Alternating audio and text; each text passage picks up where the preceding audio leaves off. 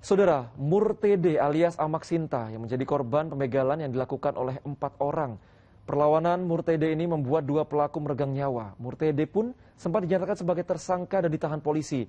Meski penahanan Murtede ini ditangguhkan, bagaimana bisa korban pembegalan yang membela diri menjadi tersangka? Ikuti diskusi bersama Skolastika Silvia. Coba deh, kalau Anda dibegal dan Anda punya kapasitas untuk mempertahankan diri. Gak mungkin diem aja dong, pasti ngelawan. Tapi karena melawan pelaku begal sampai tewas, korban malah ditetapkan sebagai tersangka. Di mana salahnya? Kita diskusi, jangan lupa untuk subscribe. Rakyat bersatu tak bisa dikalahkan.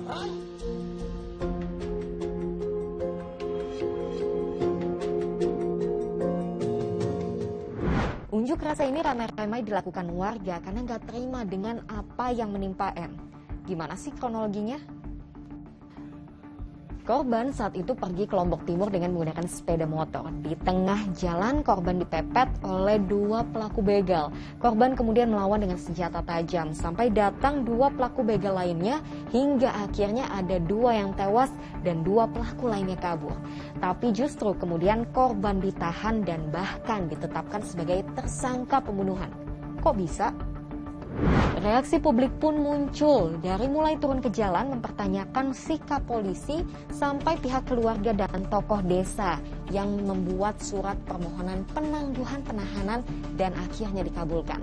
Tapi yang namanya proses hukum tetap berjalan, apalagi status korban yang sudah kadung tersangka. Upaya pembelaan diri terhadap aksi begal yang telah dilakukan, dan ini tentunya pasal yang kita ajukan dalam pemberkasan ini diharapkan bisa menjadi atensi hakim dan akan secara bijak memutuskan perkaranya. Yang menjadi sorotan kan korban ini membela diri saat dibegal walaupun perbuatannya memang mengakibatkan nyawa orang lain melayang, tapi adalah bentuk pertahanan diri. Apakah penetapannya sebagai tersangka oleh polisi ini sudah tepat? Sesuai pembuktian yang ada. Jadi janganlah kemudian framing yang terjadi ini adalah pelaku begal yang mati ya. Tapi kemudian ceritanya korban begal yang menusuk dan mati ini justru di penjara. Inilah yang kemudian berkembang dan ini kurang bagus, kurang sehat. Terlepas dari prosedurnya, pengamat hukum menilai adanya unsur dilematis dalam kasus ini. Polisi tidak berani ya membuat pembuktian di penyidikan gitu, bahwa itu sebenarnya perbuatannya opermah gitu, perbuatannya itu terpaksa dia lakukan gitu. Ya, polisi nggak berani. Nah, karena debatnya itu kan jadinya pembuktian itu adanya sebenarnya di mana, di kepolisian atau di pengadilan. Nah, polisian nggak mau ambil resiko dia, ya pokoknya dibawa dulu ke pengadilan biar pengadilan yang membuktikan.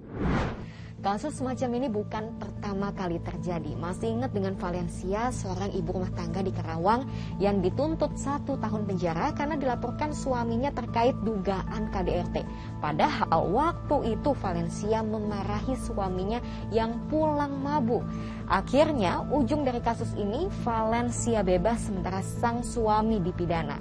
Waktu itu pun kasus ini viral.